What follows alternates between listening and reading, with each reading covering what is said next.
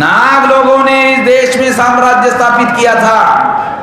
नाग इसके सबसे ज्यादा महान लोग थे। ये नाग लोगों की 6247 जाति के टुकड़ों में ब्राह्मणों ने टुकड़े किए। शेड्यूल कास्ट की 1703, आदिवासियों के 801 और पिछड़े वर्ग की 3743। तो 6247 जाति के टुकड़े ए नाग लोगों के टुकड़े किए। इस देश में हम सब लोग जिसे शूद्र कहा गया वो नाग लोग हैं। आप लोगों को, हर जाति के लोगों को अपने जाति का गर्व होता है। जाति का गर्व गुलामी का गर्व है। मूर्खता का त्याग करना होगा।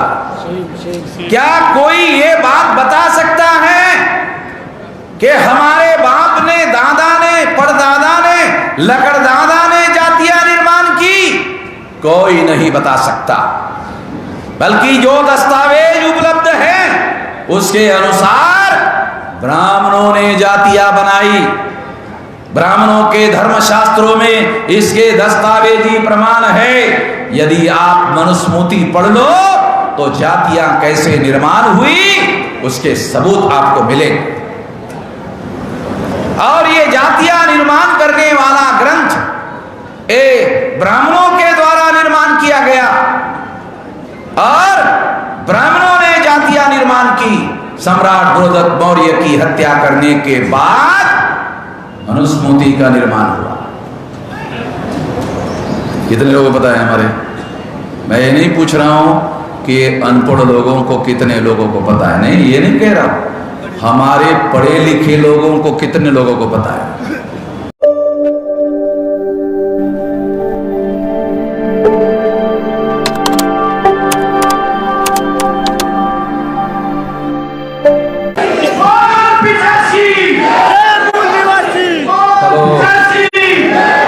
हेलो साथियों,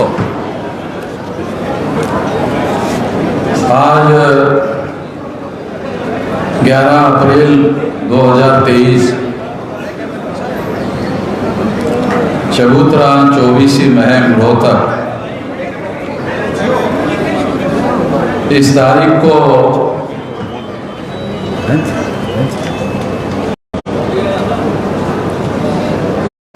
ओबीसी महापंचायत के द्वारा शूद्राज क्रांति 2024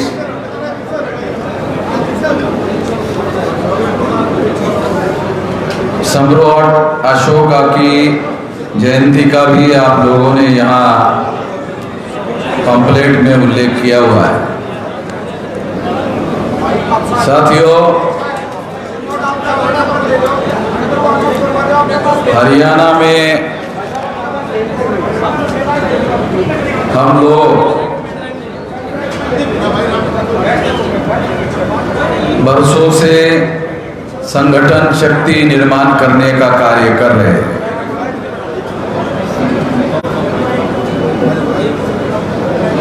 ये संगठन शक्ति निर्माण करने के लिए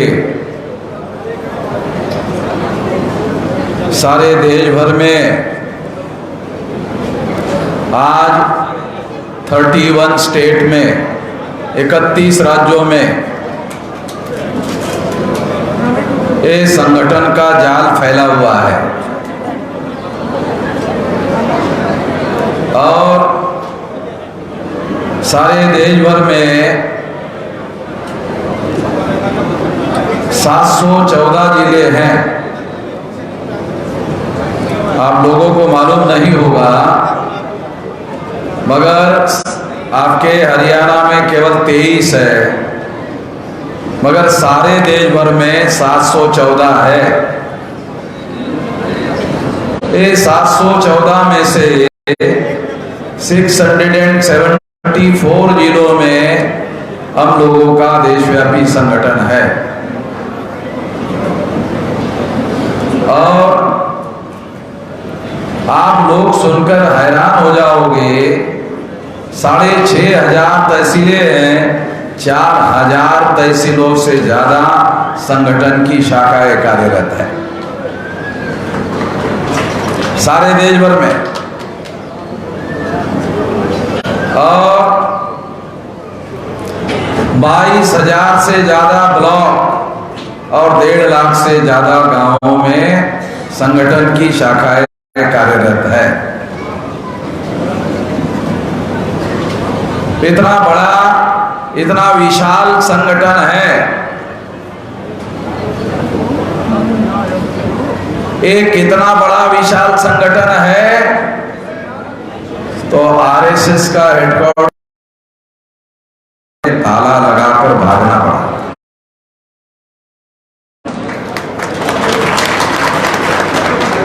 सारे लोग आरएसएस से डरते हैं। खट्टर है तुम्हारा, खट्टर है, एक खट्टर भी डरता है आरएसएस से, खट्टर भी डरता है।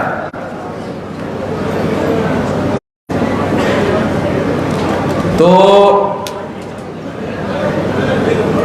खट्टर डरता है आरएसएस से और आरएसएस डरता है मोहम्मद इस्लाम से। तो आप अंदाजा लगाओ। साथियों, ये जो बात मैं आप लोगों को बता रहा हूं संगठन शक्ति की, मेरी उम्र 18 साल 3-4 साल की रही होगी, 3-4 महीने की रही होगी। 18 साल 3-4 महीने तब से ये काम कर रहा। आज मेरी उम्र 66 साल चल रही। 58 साल में आदमी रिटायर्ड हो जाता है। पता नहीं हरियाणा में कितने साल में होता है, 58 में होता है। और जब सरकार उसको रिटायर्ड कर देती है तो वो अपने से कहता है कि मैं टायर्ड भी हो गया। सरकार ने रिटायर्ड कर दिया और मैं टायर्ड हो गया हूं, अब मैं समाज का कुछ करने लायक नहीं रहा हूं। मेरी उम्र 66 साल है, लगभग 48 साल हो गए। ये आंदोलन को सारे देश भर में खड़ा करने के लिए जिंदगी के इतने साल लगाए। बहुत सारे लोग इतने उम्र के भी नहीं होंगे 48 साल के। यहाँ ऐसे बहुत सारे लोग होंगे जिनकी उम्र भी 48 साल नहीं होगी। तो 66 साल की अभी मेरी उम्र चल रही है। मैं अभी रिटायर्ड नहीं हुआ हूँ, टायर्ड भी नहीं हुआ हूँ, जंगे मैदान में अभी हूँ। ये जो जंगे मैदान है देश का, उसमें जो लड़ाई चल रही है गैर बराबरी को खत्म करने की और देश में बराबरी स्थापित करने की जो लड़ाई चल रही है, वो जो जंग चल रही है, उस जंग के मैदान में मैं हूं। तो इसलिए ये बात मैं आप लोगों को बताना चाहता हूं कि ये जंग है क्या। इस देश में आप लोग सुनकर और हैरान हो जाओगे, हमारे पुरखों का साम्राज्य था, राज था, मौर्य साम्राज्य। पता नहीं आप लोगों को पता है या नहीं है। ये मौर्य साम्राज्य हमारे पुरखों के द्वारा स्थापित किया हुआ राज्य था और वो अफगानिस्तान तक था। मौर्य काल का नक्शा भारत का देख लो। जो नया भारत का नक्शा है वो तो ब्राह्मणों ने तोड़ दिया, भारत पाकिस्तान बनाकर उसके टुकड़े किए। मगर भारत का नक्शा हमारे पुरखों के द्वारा अफगानिस्तान तक उसकी सीमाएं थी। अफगानिस्तान तक की भूमि एक भारतवर्ष का हिस्सा थी। ये देख लो, नक्शा देख लो हमारे पुरखों का। और सम्राट बृहदत्त मौर्य, आखिरी सम्राट, जिसकी हत्या पुष्यमित्र शुंग नाम के ब्राह्मण ने की। ध्यान रखो, नाम बता रहा हूं। पुष्यमित्र शुंग नाम के ब्राह्मण ने सम्राट बृहदत्त मौर्य उसकी हत्या की, और हत्या करने के बाद इस देश में ब्राह्मण राज की स्थापना हुई, ये ध्यान रखो। और उस ब्राह्मण राज के सहारे से ब्राह्मणों ने शेड्यूल कास्ट की 1703 जाटू के टुकड़ों में उनको बांटा।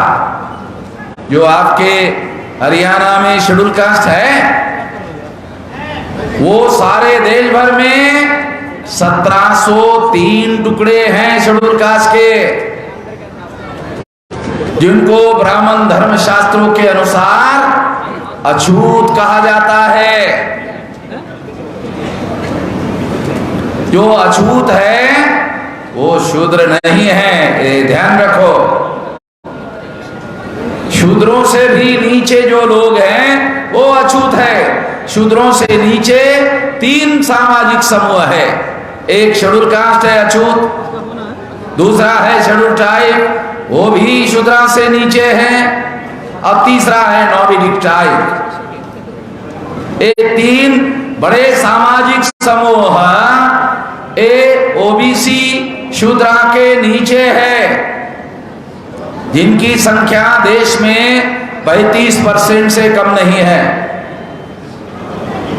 अगर 140 करोड़ जनसंख्या है और अगर उसमें 35% लोगों का अंदाजा लगाओ तो आपको कितने करोड़ लोग होंगे इसका अंदाजा आपको लगेगा। साथियों, इतने लोग वर्णा सिस्टम में शूद्र के नीचे है, और जो जिसे यहां पर शूद्राज क्रांति शब्द प्रयोग किया गया है, वो शूद्र जातियों की संख्या 3743 जातियां है। मंडल कमीशन के अनुसार 3743 जातियां, जो ब्राह्मण नहीं है, जो क्षत्रिय नहीं है, जो वैश्य नहीं है, वो लोग इस देश में सारे के सारे वर्णा सिस्टम में अगर SC ST नॉमिडिक टाइप छोड़ दिया जाए तो बाकी सारे के सारे शूद्र वर्ण के लोग। कुछ शूद्र वर्ण के जो लोग हैं उन लोगों को मंडल कमीशन में ओबीसी माना गया। कुछ शूद्र जाति के लोगों को मंडल पिछड़े वर्ग में आता है क्या? नहीं आता, नहीं आता। मगर वर्णा सिस्टम में वो भी शूद्रा है। लाहौर हाई कोर्ट का फैसला है 1936 को। हाँ, और सबसे बड़ा तो समाजशास्त्र का फैसला है। ब्राह्मण लोग कहा करते थे बातचीत के क्रम में जाटबुट। जाटबुट इसका क्या मतलब है? जाट बूट के बराबर है, ऐसा कहते थे। ये तो भारत के संविधान निर्माता बाबा साहब आम्बेडकर ने एक वोट सब लोगों को दिया, उसके बाद बहुत सारा बदलाव आया। ये जानना, ये समझना बहुत जरूरी है।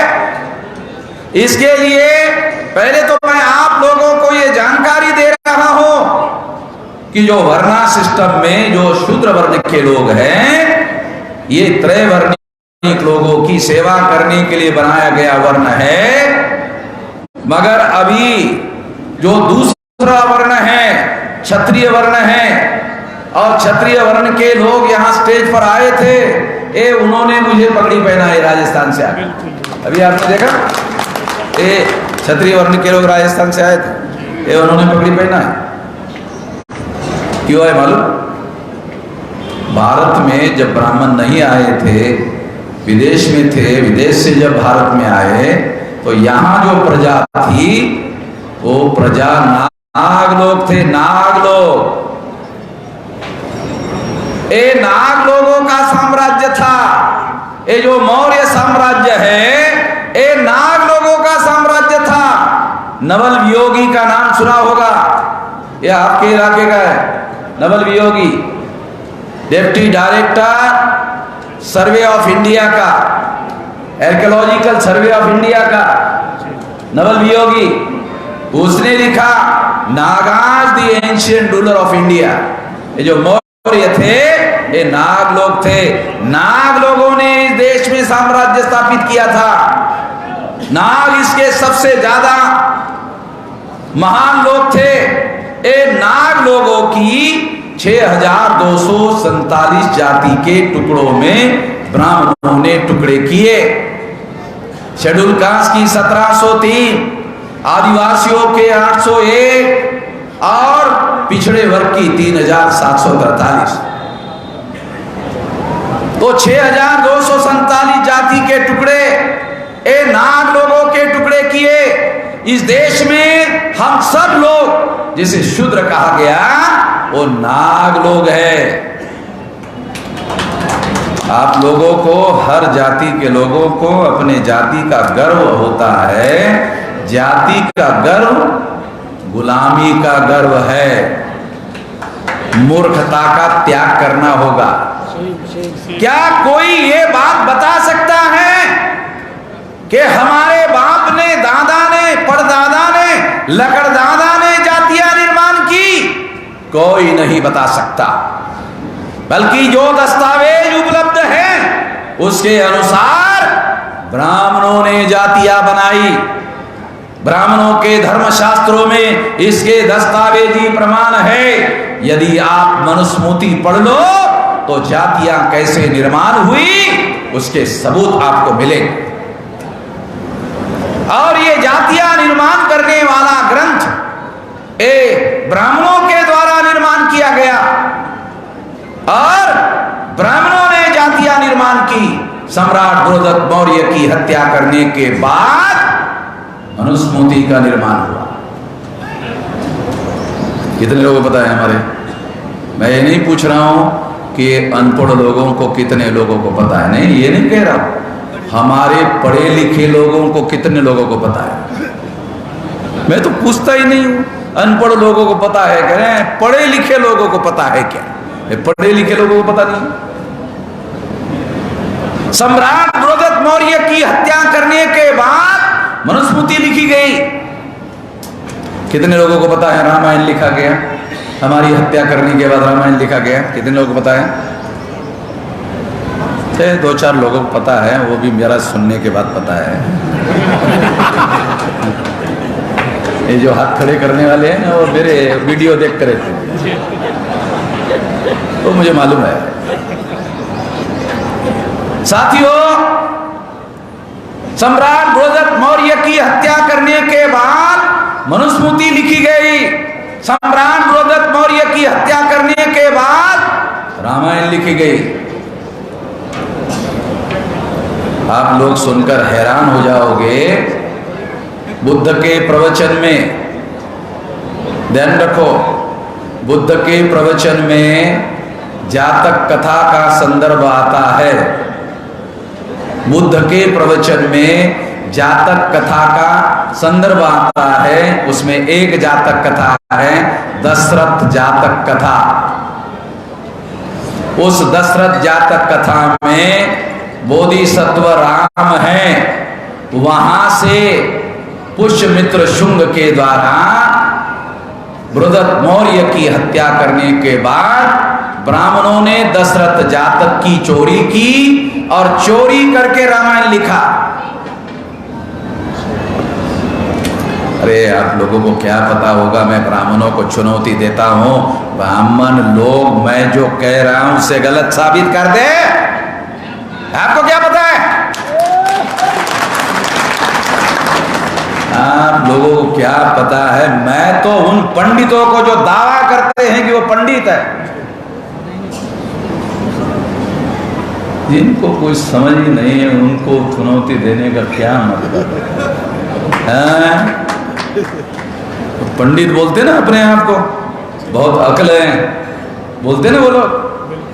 उनको चुनौती देकर कह रहा हूं कि तुम्हारे पुरखों ने दशरथ जातक की चोरी करके रामायण लिखा। एक चुनौती देकर कह रहा, ये रामायण चौर्य कर्म है।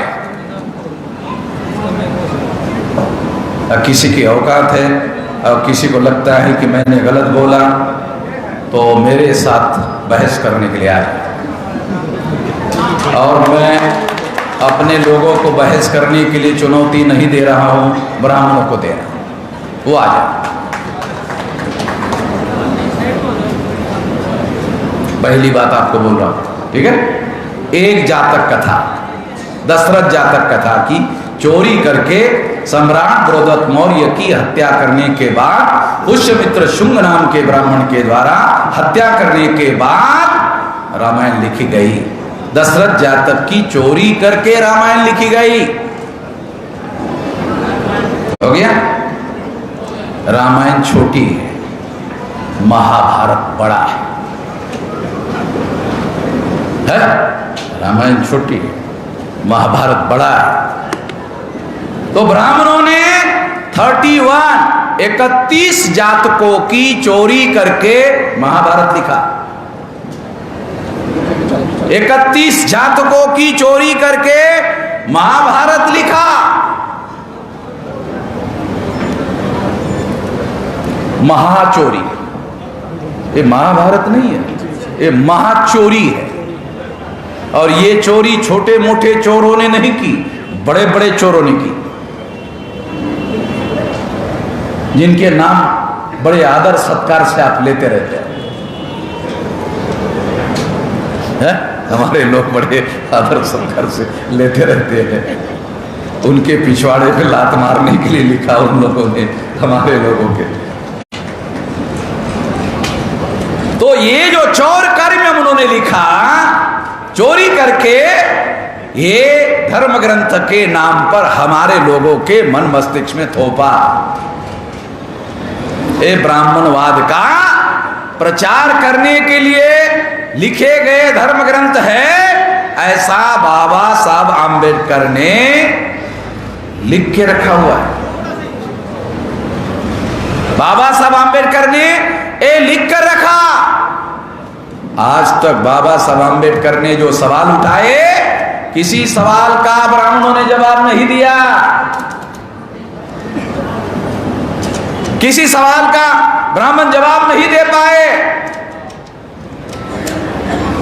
साथियों, मैं आपको ये बात समझाना चाहता हूं कि ये सारे धर्म ग्रंथ, जिसे ब्राह्मण लोग धर्म ग्रंथ कहते हैं, महाभारत में लड़ाई है, महाभारत में मारकाट है, रामायण में खून खराबा है, महाभारत में खून खराबा है, भाइयों और भाइयों में ही लड़ाई है? बिल्कुल। उसको धर्म ग्रंथ का,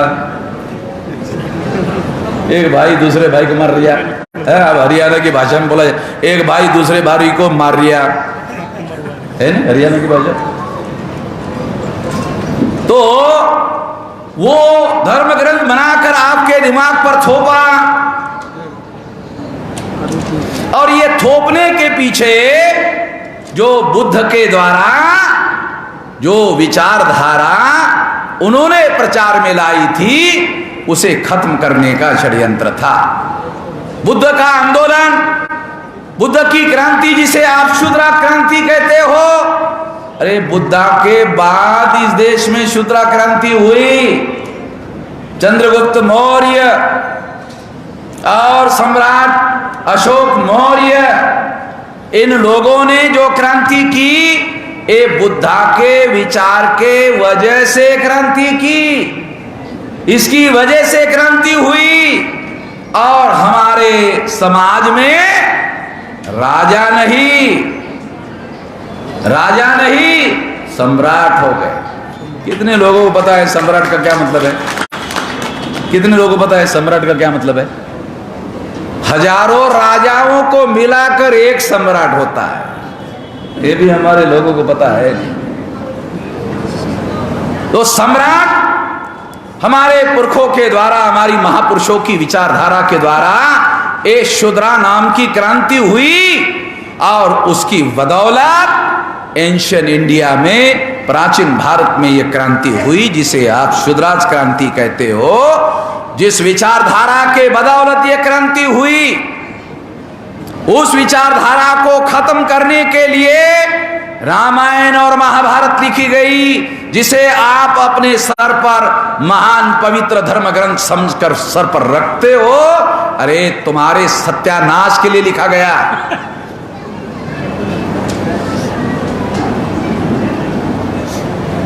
मैंने जब कहा, लिखा कि ये जो रामायण है दशरथ जातक की चोरी है, तो एक द्विवेदी नाम का ब्राह्मण सोशल मीडिया में आया और कहने लगा कि मेश्राम जी चलो ठीक है आपकी बात मान लेता हूँ। मानता नहीं है ब्राह्मण, मगर कहा चलो मान लेता हूँ। तो जो अभी राम है, कम से कम उस राम को तो मानो। चलो आपकी बात मैं मान लेता हूँ कि हमने दशरथ जातक से राम की चोरी की, रामायण लिखी, तो अब तो आप राम को मानो। मैंने कहा जब दशरथ जातक का ओरिजिनल राम मेरे पास है तो साले तेरा डुप्लीकेट राम क्यों मानूं? चुप हो गए, दोबारा गायब हो गया, आया नहीं फिर। मेरे पास ओरिजिनल है, साला तेरा डुप्लीकेट क्यों मानूं? साथियों, हमारे लोगों को इस देश में 6247 जाति के जो टुकड़े ब्राह्मणों ने किए, तो हम लोगों को आज़ादी के दौरान ये बताया जाता था कि अंग्रेज़ों का जो रूल है वो डिवाइड एंड रूल है, बांटो और राज करो। चलो हम मान लेते हैं अंग्रेज़ों का राज बांटो और राज करो का सिद्धांत था, तो अंग्रेज़ों ने हिंदू मुसलमान 2 टुकड़े किए। अंग्रेज़ों ने 2 टुकड़े किए थे, ब्राह्मणों ने कितने किए? शेड्यूल कास्ट के 1703, आदिवासियों के 801, ओबीसी पिछड़े वर्ग के 3743, तीनों को मिलाकर 6247 टुकड़े किए। इस हिसाब से अगर देखा जाए तो ब्राह्मण अंग्रेजों से 3000 गुना ज्यादा खतरनाक है?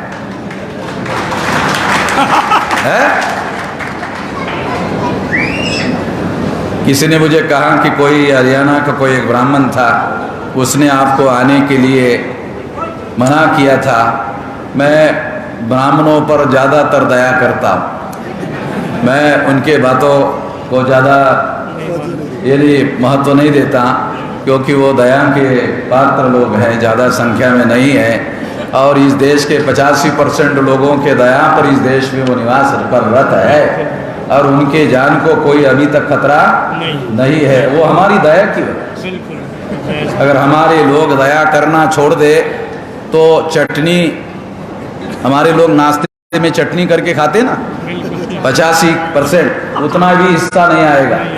तो इसलिए हमारे लोग दया कर रहे हैं, उसके बदौलत वो इस देश में रह रहे हैं। लोग आस्था रखें दिन में। हाँ, वही साथियों, ये जो 3000 गुना ब्राह्मण ज्यादा खतरनाक है, आप लोग उसको पवित्र मानते हैं। मैं आपको एक और महत्वपूर्ण सिद्धांत बताना चाहता हूं। आप धार्मिक विमर्श बंद कर दो, सामाजिक विमर्श शुरू कर दो। अगर आप वर्ण व्यवस्था की चर्चा करोगे, जाति व्यवस्था की चर्चा करोगे, अस्पृश्यता की चर्चा करोगे, आदिवासियों के सेग्रीगेशन की चर्चा करोगे, महिलाओं के दास्ता की चर्चा करोगे, शूद्रत्व तो पिछड़े वर्ग पर थोपा गया, इसकी चर्चा करोगे, घुमंतु जातियों को बहिष्कृत किया गया, इसकी चर्चा करोगे, जागरण फैलेगा, जागरण फैलेगा। धार्मिक विमर्श करोगे तो ब्राह्मण कहेगा ये लोग धर्म विरोधी है। तो हमारे लोगों में जाके ब्राह्मण क्या कहते हैं? वामन मेश्राम धर्म विरोधी है, तो हमारे लोग जांच पड़ताल किए बगैर मान लेते हैं कि वामन मेश्राम धर्म विरोधी है, जांच पड़ताल भी नहीं करते, क्योंकि उनको ये मालूम ही नहीं सब जांच पड़ताल करने नाम का कोई सिद्धांत नहीं। कोई भी बात जांच पड़ताल करने के बाद मानना चाहिए, जांच पड़ताल करने के बाद स्वीकार करना चाहिए। आप डॉक्टर के पास जाते हो, आपको पूछने के पहले इंजेक्शन लगाता है क्या? मतलब मर जाएगा, मतलब दवा ना खाने से जीवित था, अगर पूछे बगैर दवा लगा दिया तो दवा से मर जाएगा। तो छानबीन करने के बाद बात माननी चाहिए या नहीं माननी चाहिए, ये हमारे पुरखों के द्वारा बताया हुआ सिद्धांत है, ब्राह्मणों का सिद्धांत है। मानो, ब्राह्मणों ने कह दिया जानने की जरूरत नहीं है, ब्राह्मण कहता है अरे ब्राह्मण ने बोल दिया मान लो। बुद्ध ने कहा जानो, मानो नहीं, जान लो। ज्ञान की बात है, समझदारी की बात है। जब ये सिद्धांत हम लोग स्वीकार कर लेंगे तो कोई ताकत नहीं है जो हम लोगों को आगे बढ़ने से रोक लगा दे। हम लोगों को क्या करना है? 6247 जाति के लोगों को, 6247 जाति के टुकड़ों को जगाओ कि ये जाति तुम्हारे बाप दादा के द्वारा बनाई हुई जाति नहीं है, ये ब्राह्मणों के द्वारा बनाई हुई जाति है। जाति का गर्व करने से तुम टुकड़ों टुकड़ों का गर्व करोगे और जाति का गर्व करते रहोगे, 6247 टुकड़े बने रहेंगे। जाति का गर्व छोड़ दो। एक इंसान, मान लो शेड्यूल कास्ट का व्यक्ति, अपनी लड़की ओबीसी के घर में ब्याह देता है, या ओबीसी का व्यक्ति अपनी लड़की शेड्यूल कास्ट के घर में ब्याह देता है, ब्याहने के बाद जानवर पैदा होता है? जानवर पैदा होता है? इंसान ही पैदा होता है ना। तो इंसानों और इंसानों में ये विभाजन पैदा करने वाली जो जातियां है, ये जातियां ब्राह्मणों ने हमारे अंदर टुकड़े पैदा करने के लिए पैदा की, ताकि हम कभी इकट्ठा ना हो सके। अगर हम इकट्ठा हो जाएंगे तो नाग लोगों की तरह हमारा दोबारा इस देश में साम्राज्य स्थापित होगा। तो आपको जाति को आज से गौण मानना शुरू करो। जाति को आज से गौण यानी सेकेंडरी महत्व देने का।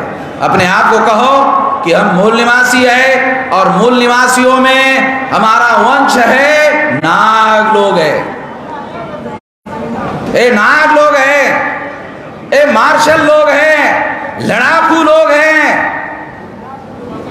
मिलिट्री में हमारे लोगों की रेजिमेंट है, मैं जी जाति का हूं ना, वो रेजिमेंट है।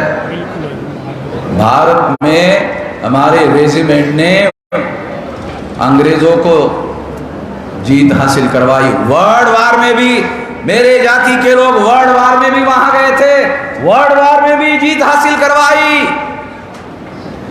तो हमारे जो पुरखे हैं वो सारे नाग लोगों के साथ अपने आप को जोड़ो। नाग लोगों के साथ जोड़ने से क्या होगा? आपके अंदर जो हीनता की भावना है कि हम कमजोर हैं, खत्म हो जाएगी। आप बोलते हो आपके अंदर मानसिक कमजोरी है, मानसिक कमजोरी है, मानसिक कमजोरी कहते हो, कोई भी ये नहीं बताता ये कमजोरी दूर कैसे होगी।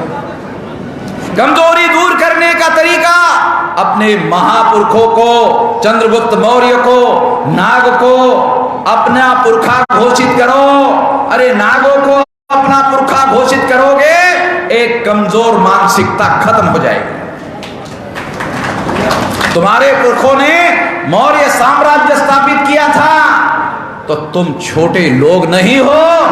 ऐसी भावना दिमाग में लाओ, अपने बच्चों को पढ़ाओ, ये कहो कि हम लोग छोटे जाति के लोग नहीं हैं, हम उन जाति के लोग हैं जिन्होंने इस देश में साम्राज्य स्थापित किया।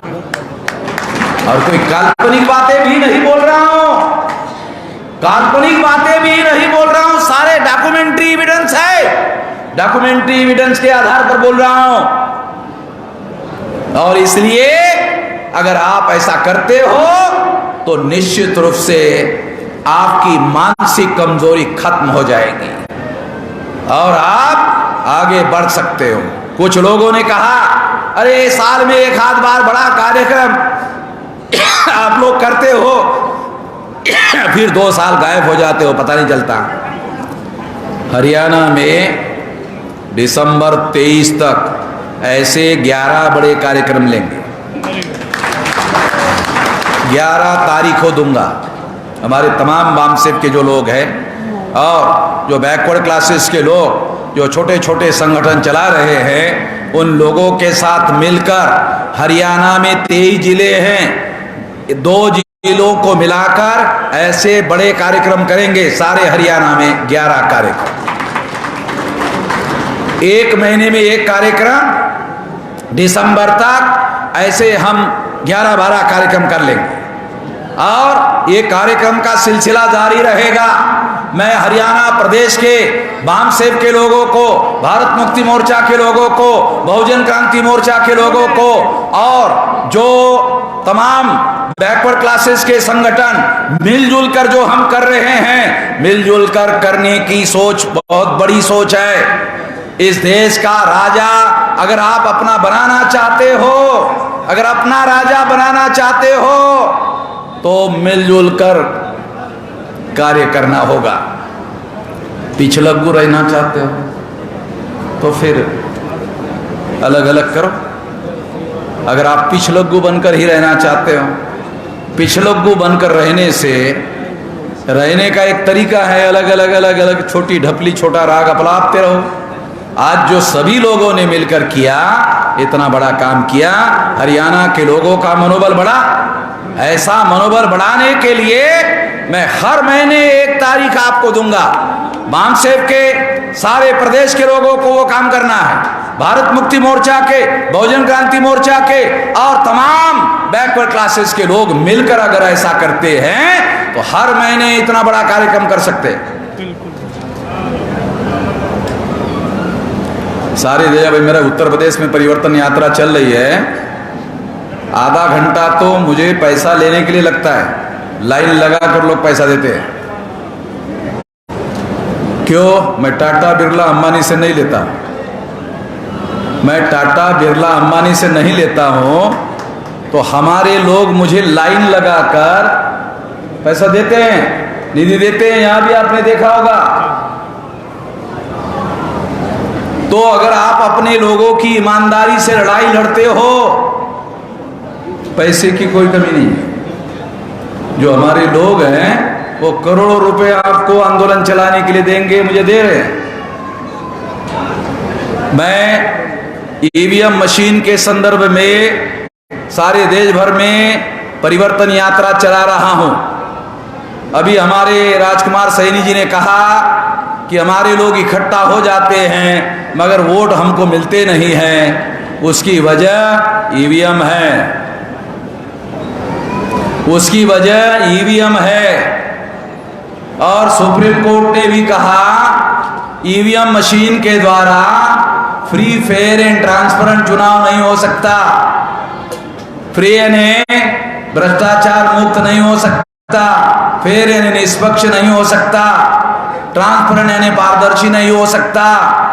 इसका मतलब है ईवीएम में घोटाला करके चुनाव हो रहा है। अरे 8 अक्टूबर 2013 को सुप्रीम कोर्ट ने यह निर्णय दिया।